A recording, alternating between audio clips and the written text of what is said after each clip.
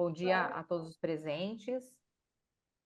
Bem-vindos a mais uma das nossas aulas do programa de residência do CEDIM, da Procuradoria-Geral do Município, para que a gente tenha uma boa aula aí, quem tiver com os microfones abertos, exceto Aham. a doutora Valesca e nós aqui que estamos fazendo a apresentação, por favor, mutar os microfones.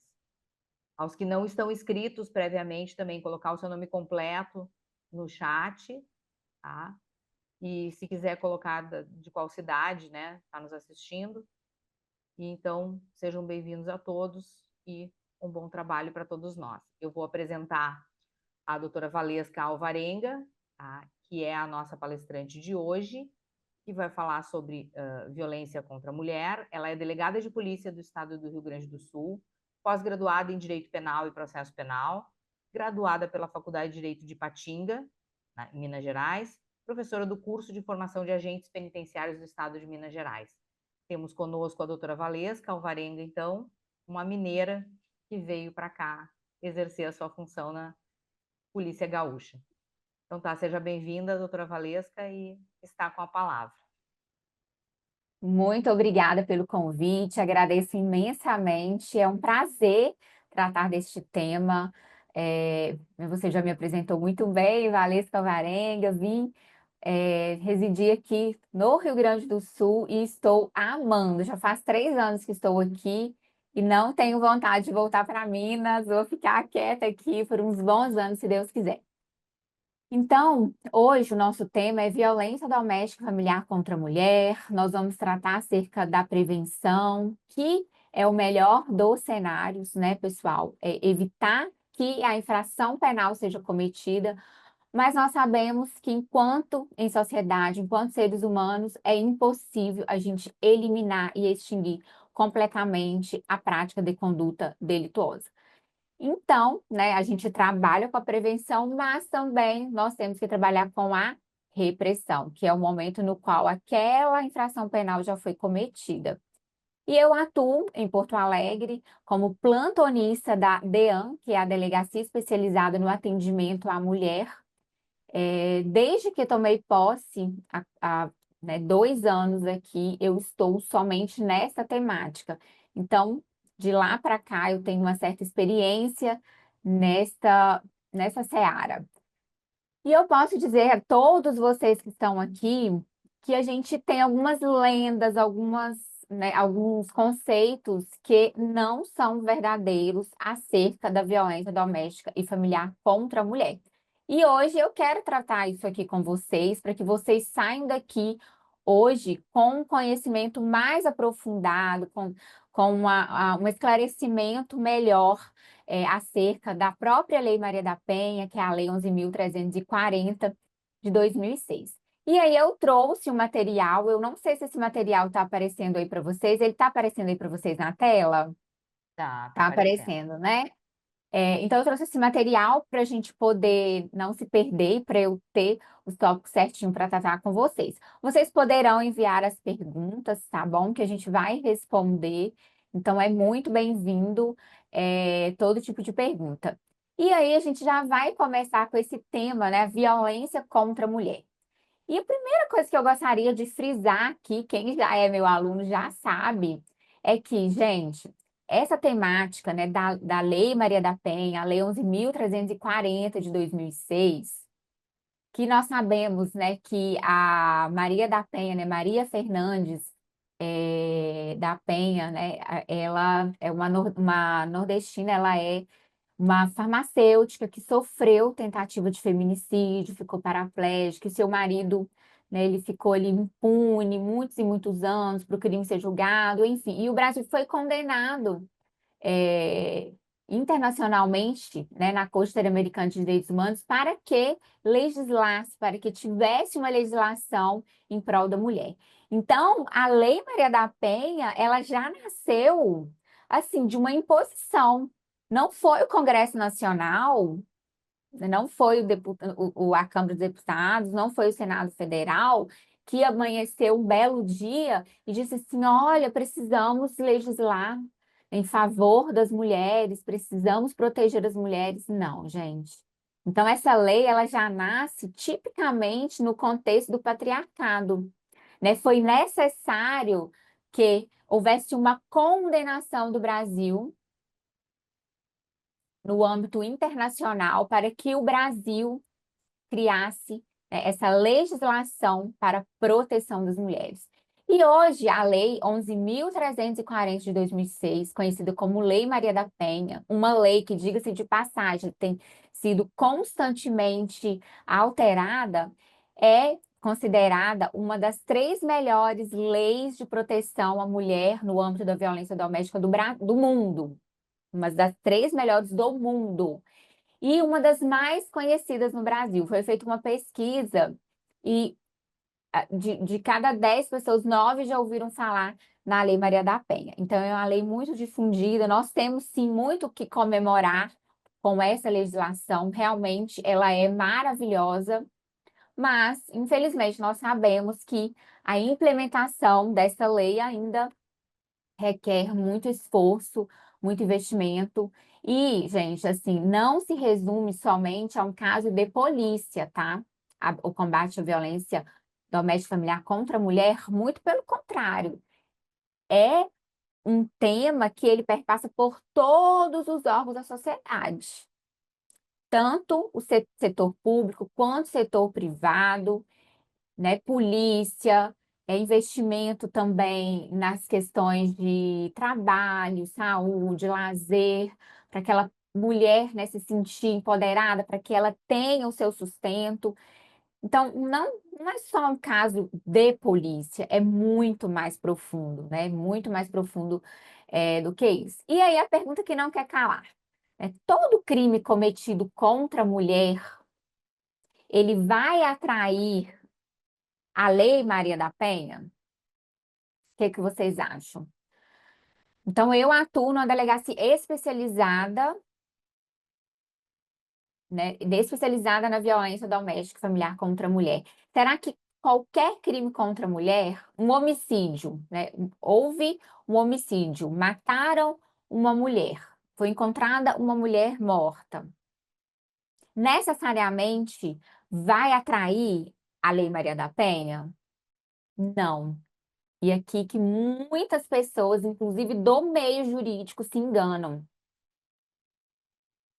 A Lei Maria da Penha, ela visa combater, ela tem um tratamento diferenciado para aquela violência doméstica e familiar contra a mulher por razões da condição de ser mulher, por violência de gênero.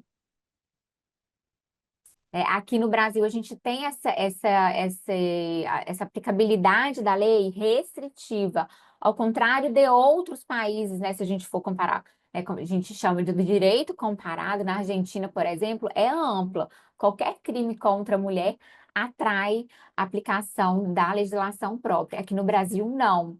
Isso muitas pessoas confundem. Por exemplo, briga de vizinhas. Ah, 2 vizinhas brigaram ou, né, um vizinho brigou com a vizinha.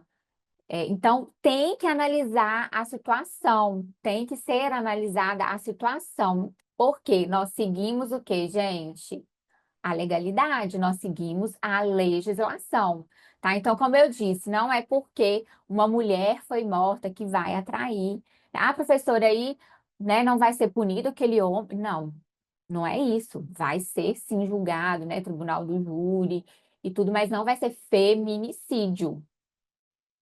Se não tiver nessa relação aqui, vai ser femicídio, que é matar a mulher. Feminicídio é matar a mulher por razões da condição do sexo feminino. E aí a própria lei já nos diz o que é razão da condição do sexo feminino, lá no artigo 121A do Código Penal, que inclusive foi alterado, né? O feminicídio passou a ser tratado como crime autônomo com a maior pena do Código Penal. Então, ele considera feminicídio, matar a mulher por razões de sexo feminino, que seria o quê? Violência doméstica e familiar, ou por discriminação ou menosprezo à condição da mulher, tá? Então, nós temos que verificar essas 2 situações. Então, a lei, ela traz, né, essa violência contra a mulher, lesão de direitos que cause, né, dano, sofrimento, físico, sexual, psicológico, e aí ela elenca quais são as 5 violências, e é um rol, né, é um rol exemplificativo, melhor dizendo, não é um rol taxativo, a gente já vai falar sobre isso. Então, o que seria essa violência de gênero, pessoal? É a violência reflexo da desigualdade de homens e mulheres. Nós somos uma sociedade ainda muito patriarcal, né? Há muita discriminação, então a gente não verifica igualdade. Claro que hoje, né, em 2024, nós mulheres, né, e muitas mulheres que estão aqui, a gente usufrui de um espaço, né, de um lugar, de lugares, eu mesma como delegada de polícia, que foi conquistado com muito suor, com muito sofrimento pelas delegadas que me antecederam, né? Vocês, procuradoras, onde quer que vocês, né, estejam atuando, vocês também estão ocupando esse lugar em relação àquelas que antecederam vocês. Mas ainda assim, há uma luta muito grande, há uma luta enorme, né? E eu vi até aí um comentário, né? Tá aparecendo aqui para mim uma pergunta se a lei tem sido efetiva na repressão. Eu posso dizer a vocês que sim, que ela tem sido sim efetiva na repressão, tá? A gente pega os dados de feminicídios e a gente observa que em 82% dos feminicídios praticados em 2022, 82% as mulheres não tinham medida protetiva. Então, a medida protetiva de urgência, ela protege sim. Tá? E hoje aqui, né, no estado do Rio Grande do Sul, nós temos o tornozelamento daquele agressor. Então, quando é verificado que aquele agressor ele está causando um sério risco para aquela mulher, mas não é o caso de prisão preventiva, vocês sabem, né? A prisão é uma exceção no nosso ordenamento jurídico. Então, a gente, né, o judiciário tem determinado a instalação dessa tornozeleira, a vítima recebe um smartphone e o agressor, ele usa essa tornozeleira. Então, quando ele se aproxima, né, tem uma zona de exclusão ali, o aparelho dela é acionado e é acionada a central também da polícia. E aí ele é preso imediatamente, tá? Ele é preso imediatamente. Então, sim, eu entendo que sim, que a lei tem sido eficaz na repressão, mas claro, como eu disse a vocês, é uma situação que tem que ser olhada de várias formas, né? Vários investimentos, psicológicos também, sociais. Então, é o que a gente chama de prevenção lá na criminologia, né? Que precisa ser alterada. Até mesmo essa alteração agora recente da Lei 14.924, salvo engano, né, que trouxe o feminicídio como crime autônomo, aumentou as penas de vários, por exemplo, do próprio crime de descumprimento de medida protetiva, aumentou, né? Antes a pena era de 3 meses a 2 anos, vejam só, a pena irrisória. Hoje passou a ser de 2 a 5 anos. A própria lesão no âmbito também da violência doméstica e familiar passou de ser de 2 a 5 anos. Então, realmente, o legislador ele tem tentado, né, tornar mais rigorosa a situação, mas é aquilo que eu disse, é muita cultura também, né? Muita questão cultural, é muita questão da própria mulher dar um basta naquela relação, né? Que a gente vai ver aqui, que vai e volta, né? Termina o relacionamento, aí volta, tá bom? A gente vai tratar sobre isso. Então, a lei, lá no artigo 5º, ela vai nos dizer o que seria essa violência doméstica.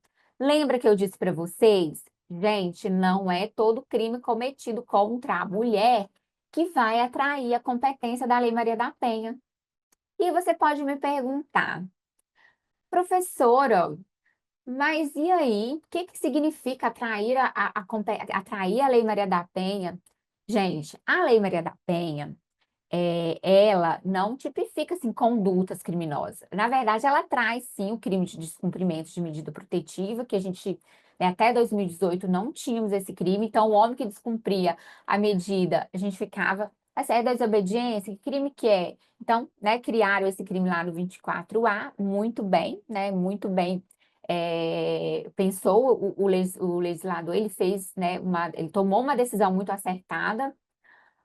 Mas o que que acontece com a Lei Maria da Penha? A Lei Maria da Penha, lógico, além de trazer tratamento assim diferenciado para a vítima, em relação às medidas protetivas direcionadas a ela mesma, um afastamento do trabalho, questão das crianças, né?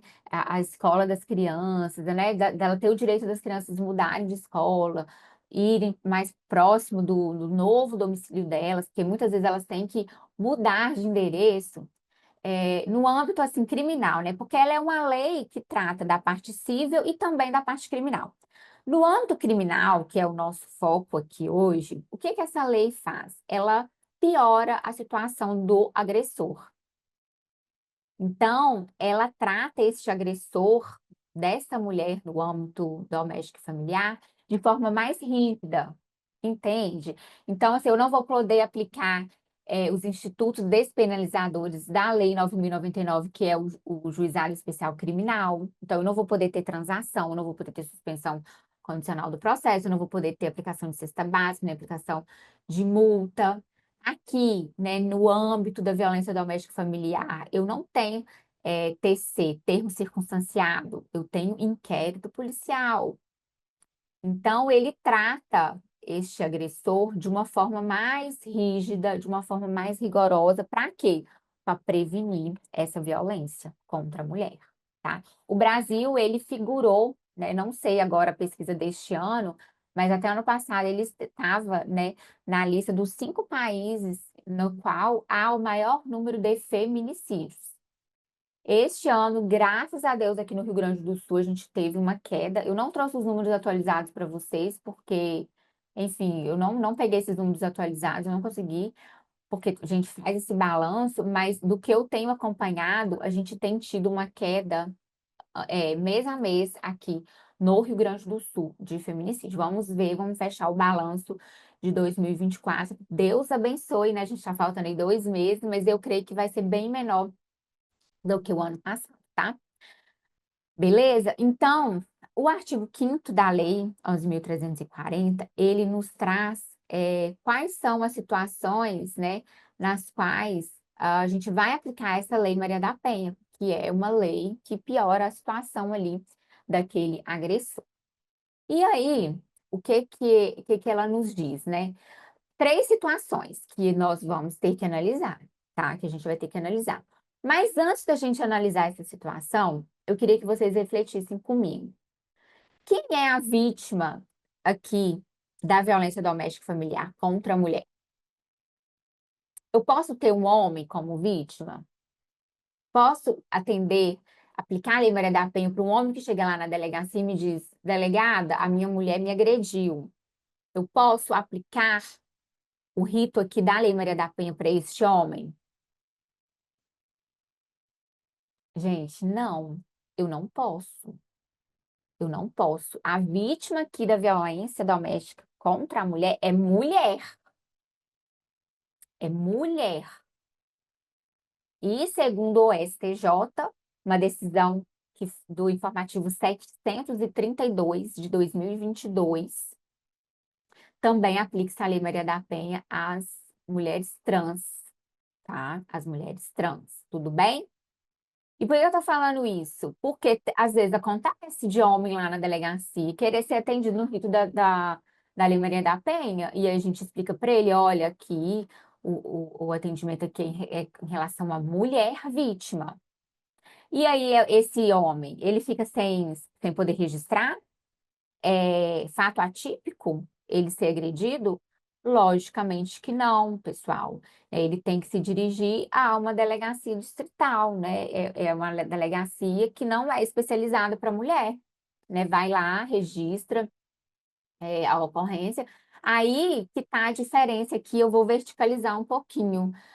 Neste caso, né, quando é uma lesão, vamos imaginar que seja uma lesão.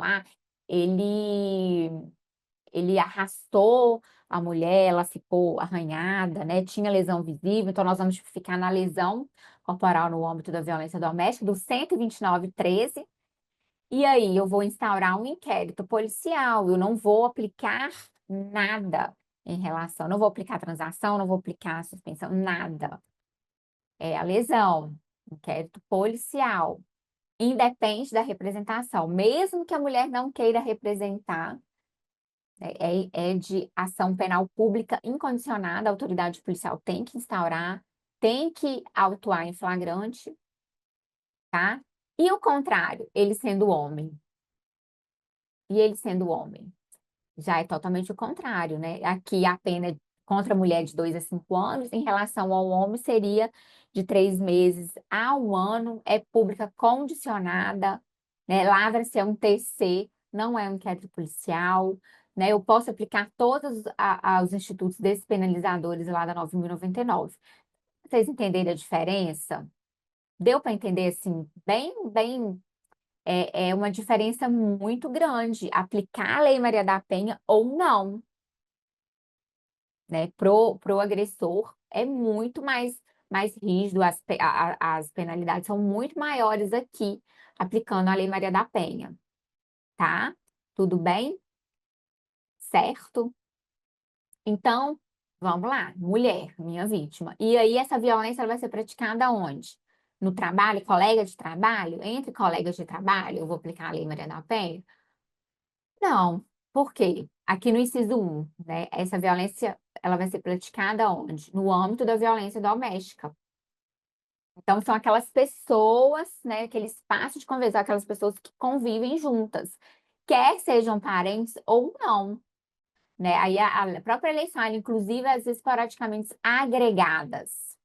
A gente teve uma decisão que aplicou a Lei Maria da Penha em relação a uma empregada doméstica que foi agredida pelo patrão. E aí, né, foi aplicado porque ela convivia ali, todos os dias ali com aquela família, tá? Então, são aquelas pessoas que moram juntas. Né? Às vezes tem um parente ou um amigo que veio morar para estudar ou para trabalhar, né? Ele estando morando ali, quer seja parente ou não, e comete uma violência, a gente vai aplicar a Lei Maria da Penha. Também no âmbito da família, né, compreendida com aquelas pessoas que sentem aparentados, né, laços naturais ou afinidade, ou por vontade expressa aqui, no caso de adoção, e também em qualquer relação íntima de afeto, independente de coabitação. Então, não há que se falar que aquele casal, que aquelas pessoas têm que se relacionar, que têm que morar juntas. Não, podem ser namorados, um em cada casa, tudo bem, né? Inclusive, saiu uma decisão recente que a Lei Maria da Penha também se aplica nos relacionamentos virtuais. Tudo bem? Então, são nesses 3 casos. Por isso que eu disse a vocês aqui, relação de colegas de trabalho. Ah, o meu colega de trabalho, ele me agrediu, me deu um tapa. E aí, vocês têm algum relacionamento íntimo de afeto? Se não tem, não vai ser aplicada a Lei Maria da Penha. Professor, eu não concordo. Eu acho que todo crime contra a mulher deveria atrair a Lei Maria da Penha. Tá, essa é a sua opinião, mas não é a que está na legislação. Teria que ser alterada, entendeu? Aqui no artigo 5º deveria falar qualquer violência contra a mulher. E não é isso que ele faz. Por quê? O que que eles alegam? O que que eles defendem, gente? Eles falam o seguinte, assim, de palavras bem simples assim para vocês. Eles alegam que se, né, a gente já não está dando conta de atender, restringindo assim para o âmbito da violência doméstica familiar e na relação íntima de afeto. Se estender demais, se abrir demais o leque, aí a gente não vai conseguir tratar de fato aquelas pessoas que estão vulneráveis. Então é isso que eles alegam, tá? Eu disse em relação à vítima, que a vítima tem que ser mulher ou mulher trans. Agressor e o sujeito ativo aqui, ele somente pode ser homem? O que que vocês acham? Somente homem pode figurar como sujeito ativo, como o infrator, como o criminoso aqui? Gente, não, tá? Aqui eu posso ter tanto homem quanto mulher. A vítima tem que ser mulher, mas o agressor, o sujeito ativo, pode ser tanto homem quanto mulher, tá? Mas verticalizando um pouco com vocês, né? Que a gente ouve isso daí e fica assim. Na prática, né? O que que tem acontecido na prática? Na prática, quando eu tenho uma relação homoafetiva, né? Duas mulheres. Aí sim eu observo que sim, que, né, o judiciário, grande maioria, defere a medida protetiva, aplica a Lei Maria da Penha, beleza, nessa relação íntima de afeto. Mas quando é caso assim de irmã com irmã, mãe e filha, aí depende muito da situação, tá? Depende muito da situação. E aí, em não se verificando de fato a incidência da Lei Maria da Penha, essa situação ela é enviada para a vara comum, dependendo do juizado especial ou para a vara criminal normal, tudo bem? Aí sai da especializada. Aí vocês podem falar assim, professora, a senhora concorda? Gente, eu concordo. Porque eu já tive situações assim de brigas de irmãs por roupa. Porque uma pegou a roupa da outra emprestado, assim, sem pedir, aí elas brigaram. O que que de violência de gênero tem aí? Entende? Não tem violência de gênero. Então, a lei, ela estabeleceu isso. Vejam só, aqui, olha, que eu não mencionei para vocês, mas aqui, olha para vocês verem o artigo. Vamos só ler o caput para a gente reforçar isso daqui, ó. Configura violência doméstica e familiar contra a mulher qualquer ação ou omissão baseada no gênero. O que é que uma briga por roupa, por uma disputa de uma chapinha, de um secador, sei lá, de qualquer coisa, de um carro, que tem a ver com a violência de gênero entre duas mulheres? Entende? Então, assim, eu concordo com essa decisão. Porque realmente, pessoal, não é o que a gente acha. O juiz, né, que é aquele que defere a medida protetiva, ele não vai pelo que ele acha que é certo, pelo que ele acha que é errado, ele não faz esse juízo moral, ele analisa a legalidade. E muitas vezes os leigos, né, eles não entendem, e às vezes vão até mesmo para a internet para poder julgar aquele profissional, porque que absurdo. Mas a gente segue o que está na legislação, né? No caso dessas duas irmãs que brigaram, uma agrediu a outra, elas vão ficar sem um amparo, sem, né, uma investigação, né, para de fato verificar? Não, obviamente que não, mas não vai atrair essa especializada, né? Que aqui a gente está tratando de uma especializada. Tudo Professora, bem? exatamente nesse sentido, Então, eu já disse a acho. vocês. Aí, lá no artigo 7º, né? Então, violência doméstica e familiar contra a mulher. Vamos só revisar o que a gente viu. A vítima, mulher ou mulher trans. O sujeito ativo, homem ou mulher, tá? Homem ou mulher. De qual contexto que eu vou ter essa violência doméstica familiar? Lembrando, né? Violência doméstica familiar e nas relações íntimas de afeto, né? Onde que eu vou verificar isso, professora? Primeiro, ou no ambiente doméstico, ou no ambiente familiar, ou na relação íntima de afeto. Professora, tem que ter os três? Não, gente, um ou outro, tá? Ou inciso um, ou dois, ou três. Show de bola? Não Professora, precisa ter o quê? Coabitação. E outra coisa também que a lei deixa claro, independentemente da escolha sexual, né? Pode ser relação heteroafetiva ou homoafetiva, tá? A legislação também deixa claro isso. E aí, no artigo 7º, ele diz quais são as formas de violência contra a mulher. E aí ele elenca 5. Lembrando que isso é um rol que exemplificativo, não é um rol taxativo. A gente pode ter outras formas, tá? Então, a primeira delas é a física, que é a mais comum, que é bater, puxar o cabelo, arranhar, esfaquear, a agressão física. Depois, psicológica, humilhar, insultar, causar dano emocional, querendo controlar as ações, as atitudes. E, inclusive, foi tipificado esse crime da violência psicológica no artigo 147b do Código Penal no ano de 2021. Tá? Essa violência psicológica, ela é exclusiva contra a mulher. Depois vocês abram lá, 147B do Código Penal. Violência patrimonial, gente, aqui esse crime também é muito cometido, essa crime, melhor dizendo, essa violência, essa forma de violência, que é o quê? Ele pega os itens dela e destrói. Gente, 99% das ocorrências, eles destroem aqui, ó, o celular. Celular. Quebra, destrói. Deve ter o quê? Umas 2 semanas eu atendi uma vítima, ele tinha jogado o iPhone 15 Pro Max dela fora, quebrado. Jogado fora assim, quebrado o telefone. E é caro, né, esses telefones.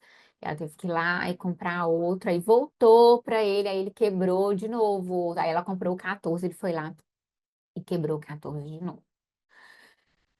Os instrumentos de trabalho, roupas, quantas e quantas vezes colocam fogo nas roupas, fogo na casa, né? Provoca um incêndio nas casas delas, tá? Violência patrimonial, destrói carro, violência sexual. E aqui, gente, nós não estamos tratando só de estupro, não estamos tratando só de importunação sexual, não.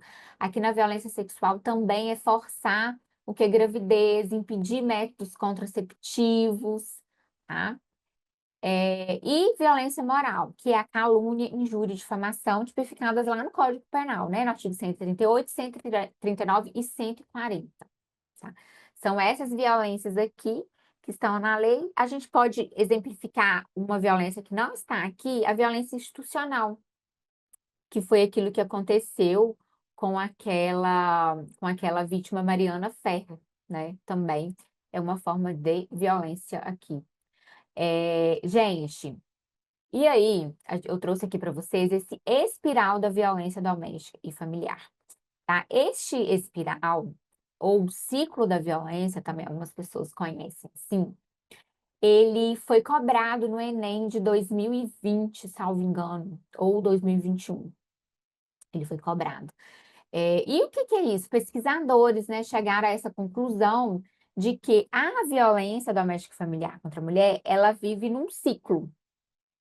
E à medida que esse ciclo vai evoluindo, que a mulher não rompe esse ciclo, né, nós podemos chegar, infelizmente, ao crime mais horrendo, ao crime mais drástico contra a mulher, que é o feminicídio.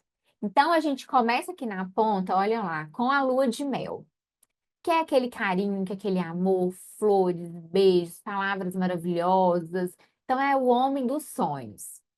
Depois, evolui para tensão, que são palavras mais fortes, insulto, humilhação, ameaça, né? Quer ver aqui algo muito comum, infelizmente? Às vezes a mulher, né, engravida, tem o bebê, e o corpo não é mais o mesmo, né, galera? Eu tenho 2 filhos e posso, né, provar e sei muito bem como que é. É toda uma mudança. E às vezes a mulher não consegue, né, voltar ao corpo, né, rapidamente, que, né, a maioria de nós. E aí, quando ele, né, ele é o agressor, ele é tóxico, ele é aquela pessoa má, ele vai nessa fase, ele começa porque você tá gorda, porque você não é mais a mesma, olha aí como que você ficou. Ou então, ou ele quer diminuir a vida profissional, que às vezes ela não está exercendo a profissão.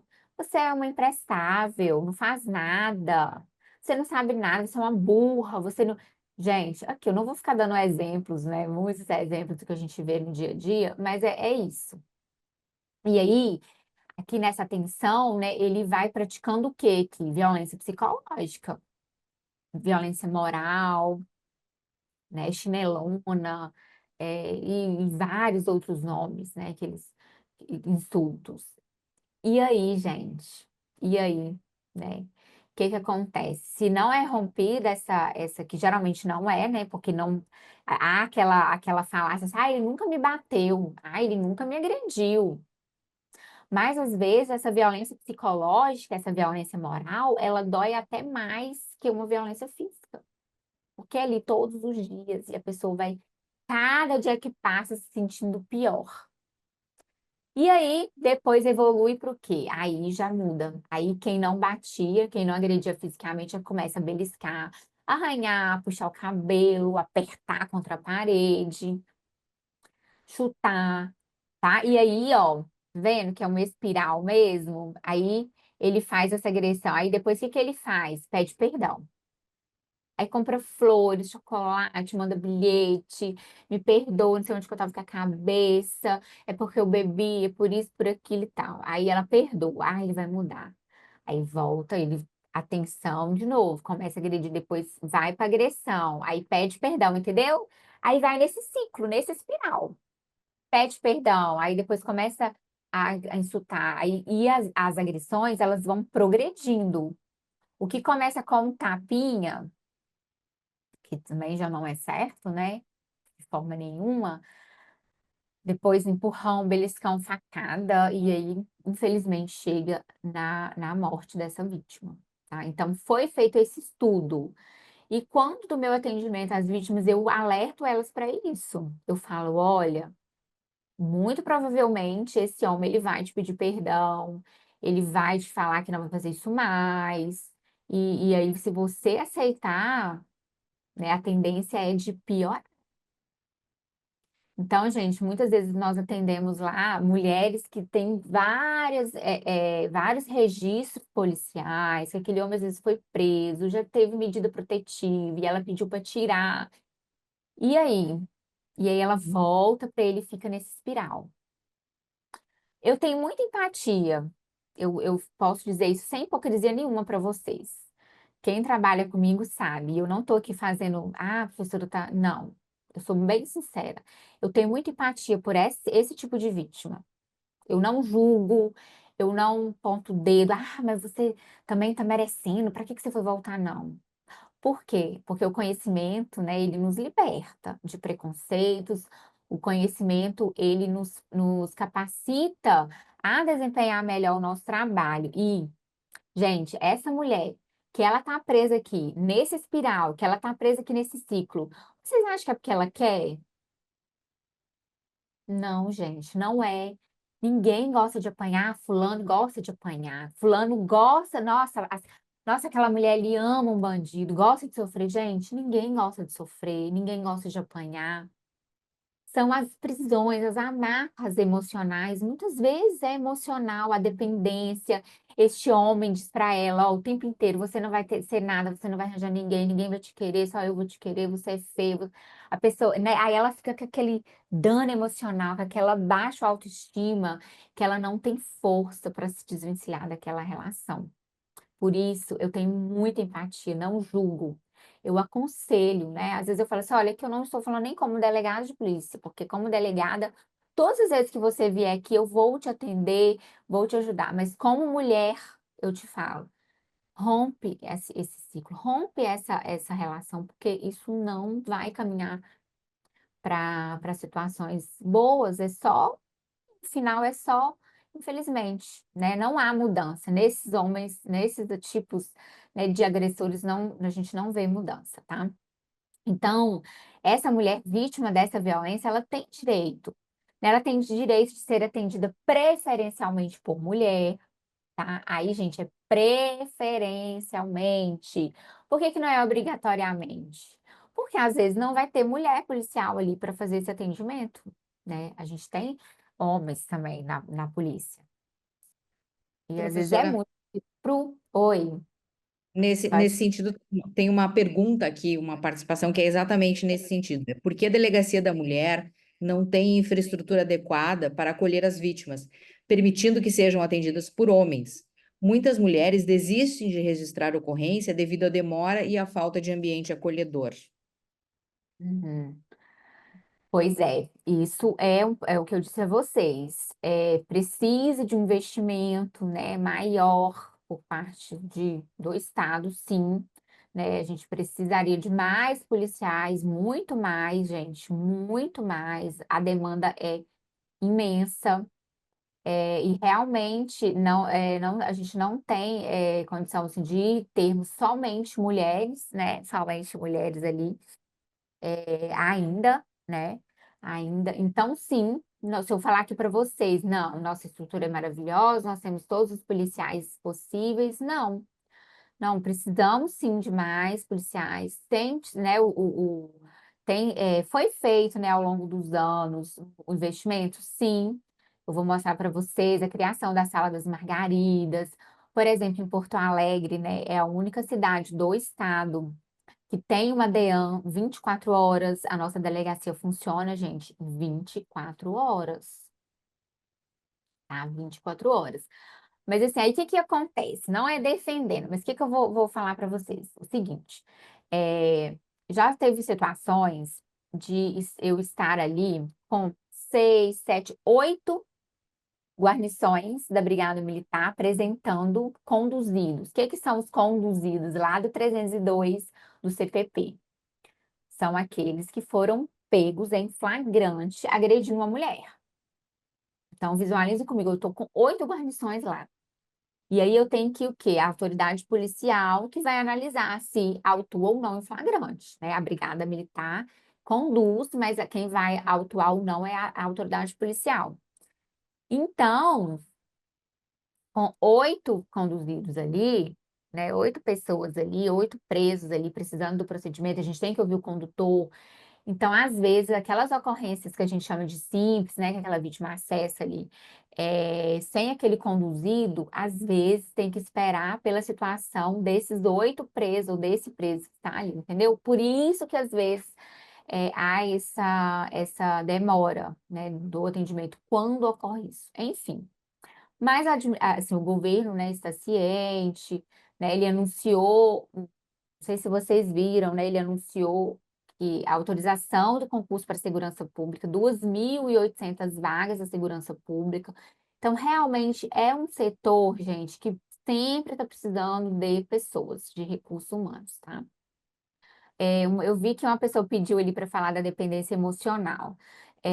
O que que eu observo? Eu observo assim, gente, que muitas vezes nós pensamos assim, aquela mulher está com aquele homem ali porque ela depende dele financeiramente.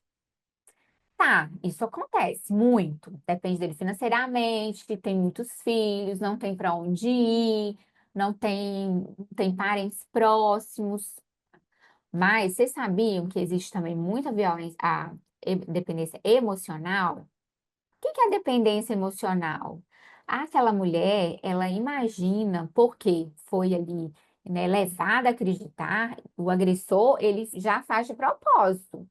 Então, ela acha assim: ninguém vai me querer, eu sou feia, eu não presto, eu sou burra, eu não tenho trabalho, ou às vezes, mesmo tendo trabalho, tá? Mesmo tendo trabalho, e mesmo sendo ela sustentando ele, ela pensa assim: ruim com ele, pior sem ele, né? Eu não vou ter ninguém mesmo, eu não sei ficar eu não consigo ficar sozinha, e eu amo ele demais.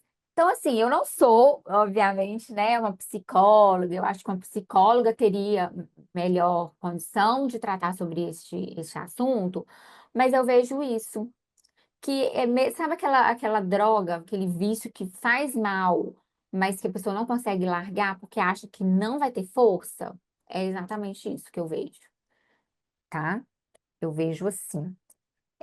E aí, aqui, né, tratando do estado, a gente tem 21 delegacias especializadas no atendimento da mulher.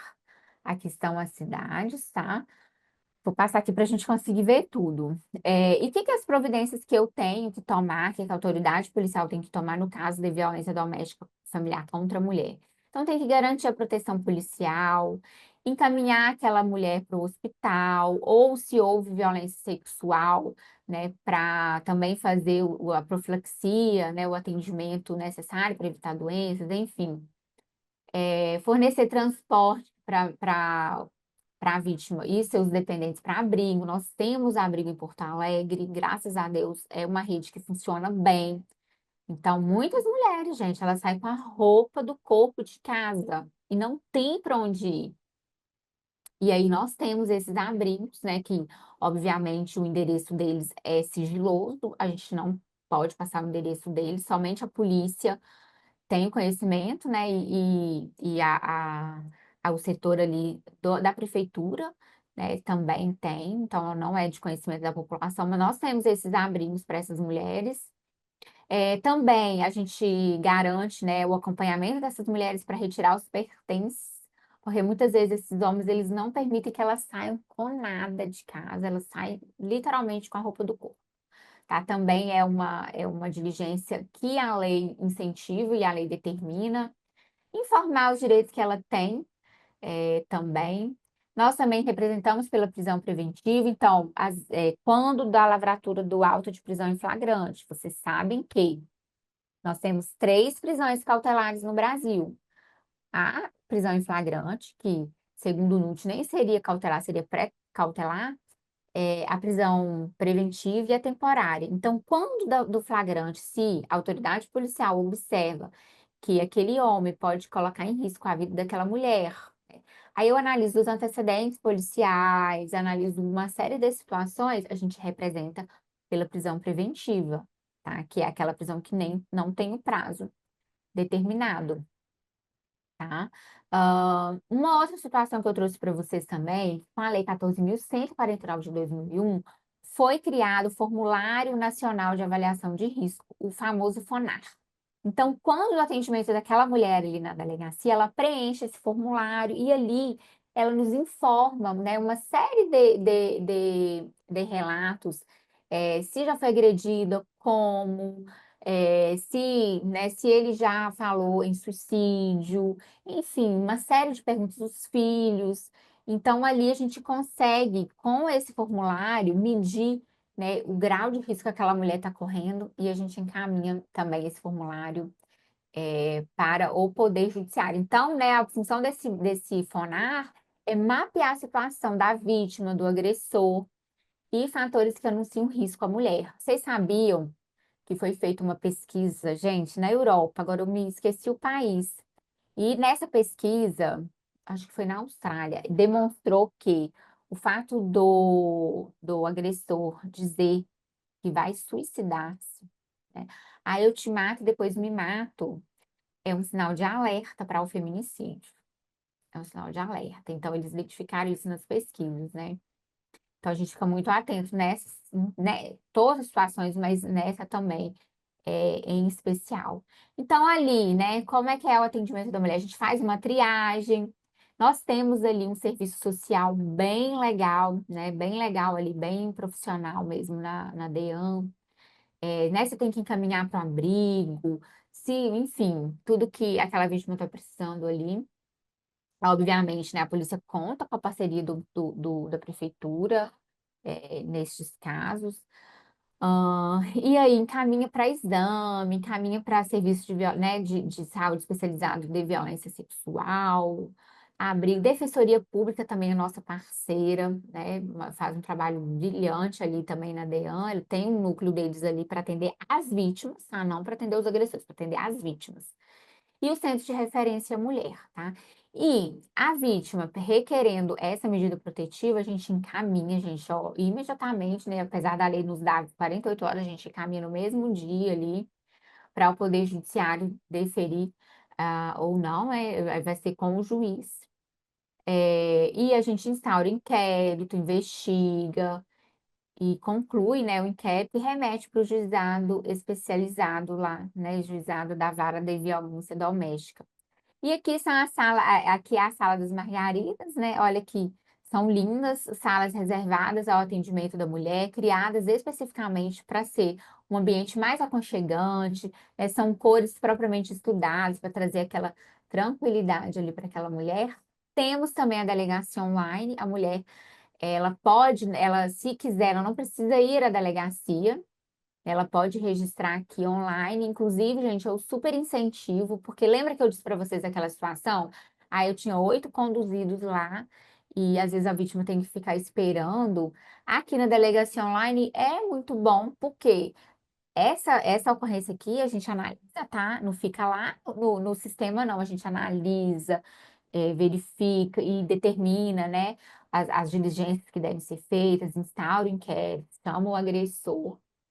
Tá? Também é um acesso, desculpa, deixa eu tomar uma água. Muito legal para as mulheres. E aqui eu peço a vocês que denunciem, que estimulem outras pessoas a denunciarem a violência contra a mulher, porque muitas vezes elas não têm essa força. Ou muitas vezes elas não conseguem enxergar, né? Elas não conseguem verificar que elas estão numa relação tóxica, numa relação de violência, uma relação opressora. Então precisa de uma outra, né? De um vizinho, de um parente, denunciar, né? O 181, 197, também tem esse WhatsApp aqui e o Telegram. E aqui o meu muito obrigada, né? E tem meu arroba, meu Instagram, Valesca Varenga. Gente, daria para eu ficar aqui falando sobre esse tema o dia inteiro. É um tema assim, eu abordei uma parcela, uma parte do tema, mas eu estimulo vocês, né, a lerem mais, a pesquisarem mais, porque é um tema realmente instigante e, infelizmente, é, né, muito comum, né, infelizmente, essa violência contra a mulher. E aí? Professora, temos algumas questões aqui que foram que foram levantadas, né? E aí, ao longo da fala, foram também respondidas, enfim, e estavam ali no chat. Eu vou talvez repassar elas aqui, e até considerando que algumas delas foram respondidas aí na delicadeza da sua fala, tá? Então, o Douglas Krum nos coloca o seguinte: o que ou de que forma se faz o controle do mau uso da legislação utilizada para atender anseios extremamente particulares e não de um crime de fato? Que eu acho que é uma questão que ficou bem introdutória lá, enfim. Sim. O que que acontece? A gente tem uma pesquisa que somente 2% ali das ocorrências do registro são denunciações caluniosas, ou seja, é mentira, que houve a invenção daquela vítima para prejudicar né, o suspeito. Então, 2%.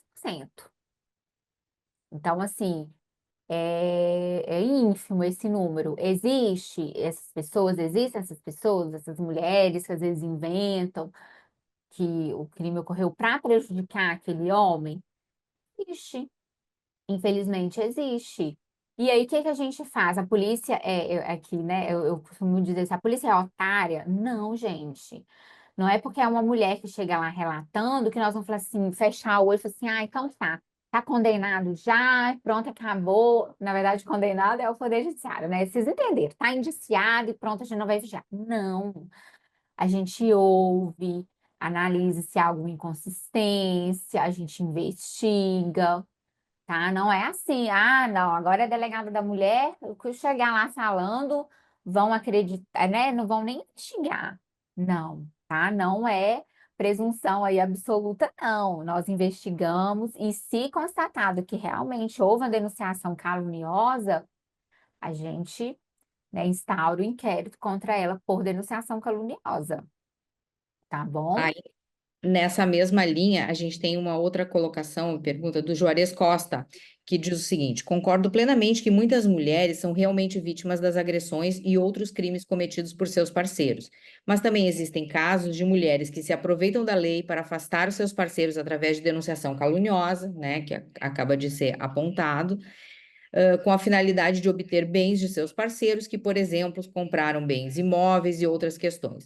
Já vi notícias de casos de mulheres que forjaram as supostas agressões, mas que a lei é válida, é sim, até porque as mulheres são realmente vítimas de seus parceiros, que normalmente são fisicamente mais fortes. Vocês têm percebido casos inverídicos na sua atuação? Acho que essa se funde um pouco com a resposta dada à anterior. Sim. E são dois homens, não são? Que São, são, falaram? São são. sempre os homens que eles falam, porque eles ficam assim, né? Realmente bem apreensivos em relação a isso. Ó, em relação aos bens, né? Não é da minha seara, mas eu divulguei um tempo nessa área. Os bens, eles vão ser divididos, né? Não é porque também tem essa violência, né? Suposta violência, que a mulher vai ficar na totalidade dos bens. Então, vai ter que ser avaliado o regime do casal. Claro, se o juiz deferir a medida, o homem ele vai ter que deixar o lar. que é o afastamento do lar, ele vai ter que deixar o lar.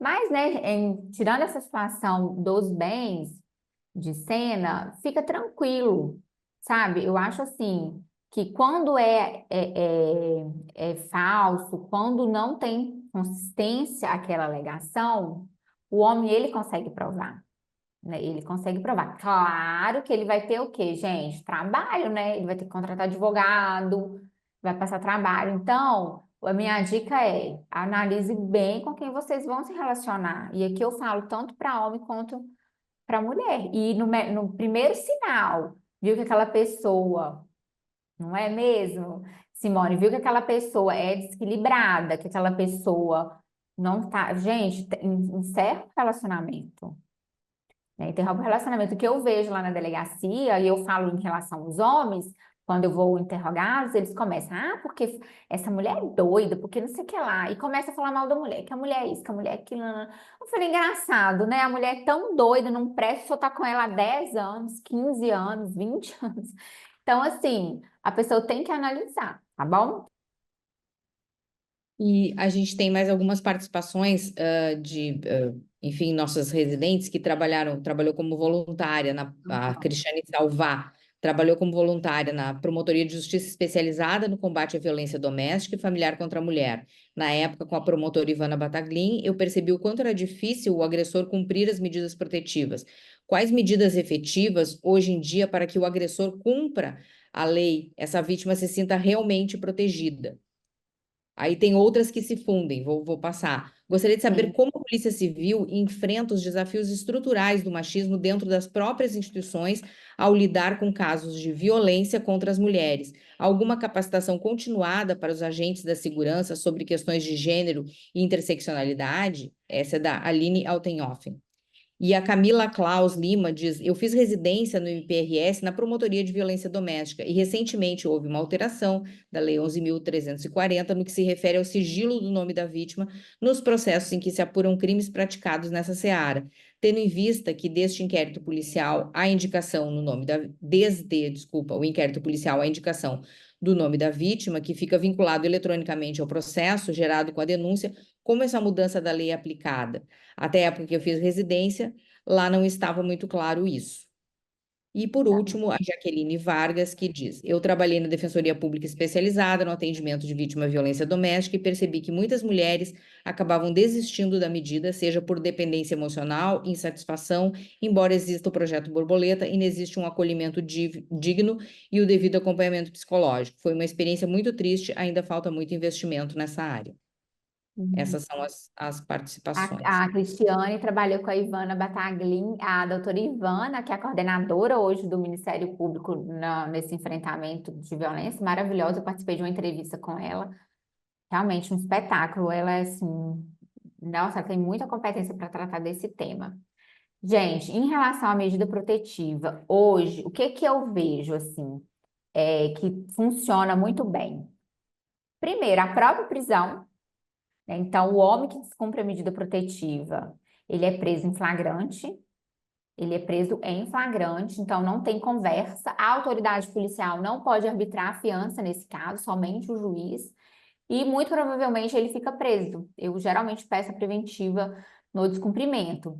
E aquilo que eu disse lá no início, Simone, uma medida aqui no Rio Grande do Sul que está dando muito certo é a tornozeleira, gente. Então, ele é colocado nele a tornozeleira e a mulher recebe o smartphone. Então, tem uma zona de exclusão, obviamente não é um metro dela, não, uma zona grande. Se ele rompe essa zona, o celular dela começa a apitar e a brigada imediatamente é acionada e ele é pego ali antes de se aproximar dela e levado. Então, essa tornozeleira também ela tem ajudado muito mesmo, tá? Então, tanto a prisão preventiva quanto a tornozeleira. E aí, tratando aqui, né, de tudo, eu acho que o que vocês mais falaram é o seguinte, de estrutura. É o que eu disse, infelizmente, né, a gente ainda precisa de mais estrutura, sim, precisamos, mas eu vejo, assim, que não é somente um caso de polícia. Eu acho que a polícia aí é tipo nem sei, assim, 10%. É o que muitos de vocês colocaram aí, é investimento mesmo, é investimento em conhecimento, até mesmo para os homens, né? Tem um projeto voltado para os homens, para trabalhar essa questão do patriarcado, para eles não acharem que a mulher é objeto deles.